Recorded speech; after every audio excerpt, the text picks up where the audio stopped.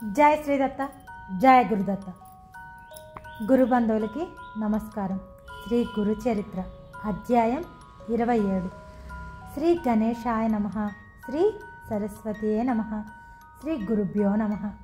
నామధారకుడు పట్టరాని ఆసక్తితో అటు తర్వాత ఏమి జరిగింది స్వామి అన్నాడు.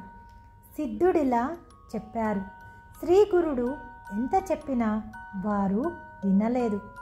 అప్పుడు శ్రీగురుడు వారితో, అలా అయితే మీ కోరిక ఇప్పుడే తీరుస్తాను అని అటు పక్కగా పోతున్న ఒక అతనిని పిలిచి, నీవెవరు, నీ కులమేమిటి, నీదే ఊరు, ఎక్కడికి పోతున్నావు అని అడిగారు. అప్పుడు, అయ్యా, నేను కడజాతి వాణ్ణి, నన్ను మాతంగుడు అంటారు, నేను ఊరి బయట ఉంటాను, ఈనాటికి నాపై మీకు దయ కలిగింది అని నమస్కరించాడు. అప్పుడు శ్రీగురుడు అతనిపై తమ కృపాదృష్టి సారించి శిష్యునికి తమ దండం ఇచ్చి దానితో నేల మీద 7 గీతలు గీయించారు.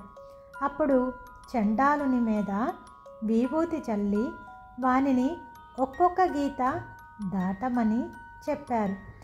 అతడు మొదట గీత దాటగానే ఆయన, నీవెవరు అని అడిగారు. నేను వనరక్షకుడైన బిల్వడుని అన్నాడు అతను.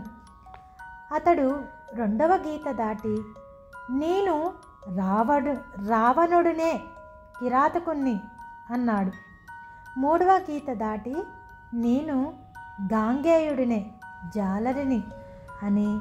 నాలుగవ గీత దాటి, శూద్రుడినైన రైతుని అని. ఐదవ గీత దాటి, నేను సోమదత్తుడనే వైశ్యుణ్ణి అని. ఆరవ గీత దాటి, గోవర్ధన వర్మ అనే క్షత్రియుణ్ణి అని. ఏడవ గీత దాటి, నేను వేదవిధుడునని, అధ్యాపకుడిని అయిన బ్రాహ్మణుడిని అని వెనకటి జన్మలలో తానెవరో చెప్పాడు. అప్పుడు శ్రీగురుడు, నీవు వేదజతుడువైతే వాదంలో ఈ విపులను జయించు అన్నారు. అతడు వెంటనే వేదగానం చేసి వారితో చర్చకు సంసిద్ధమయ్యాడు. అది చూచి ఆ కూపండితులకు భయంతో నోరు ఎండింది, కడుపులో నొప్పి ఆరంభమైంది. అప్పుడు వారు స్వామి పాదాలపై పడి, స్వామి, సాక్షాత్ పరమేశ్వరులైన మేము ధిక్కరించాము, బ్రాహ్మణులను దూషించాము, మాకు విద్య నేర్పిన గురువు ఆదేశము ఉల్లంఘించి మేర్చుల ఎదుట వేదం చెప్పి అతని సత్కార్యానికై ఆశపడ్డాము. మీరు సర్వసమర్థులు, మీ మహిమను తెలుసుకోనటం మా తరం కాదు, మమ్మల్ని ఉద్ధరించండి అని వేడుకున్నారు.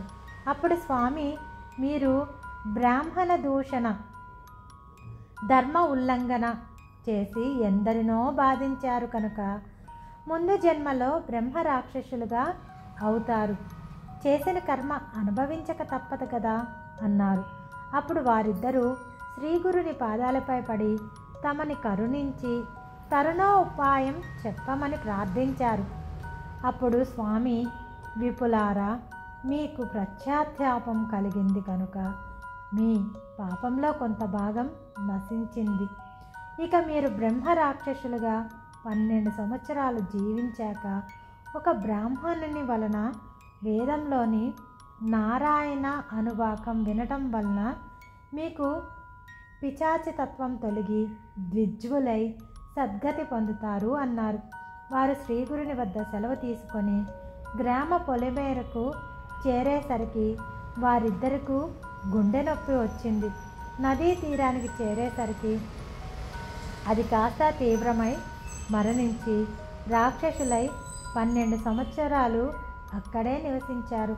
తర్వాత అక్కడొక బ్రాహ్మణుడు మంత్రం గుర్తురాక ఇబ్బంది పడుతుంటే వారతనికి ఆ నారాయణ అనువాకం ఉపదేశించారు. తర్వాత ఆ సద్బ్రాహ్మణుడు అది పఠిస్తుండగా విని ఆ పుణ్యఫలం వలన పాప విముక్తులయ్యారు. 7 జన్మల కిందట తను వేద విధుడన్న స్మృతి కలిగిన ఆ చండాలుడు స్వామికి నమస్కరించి, సద్గురోత్తమా, మీరు జ్ఞానజ్యోతి స్వరూపులు.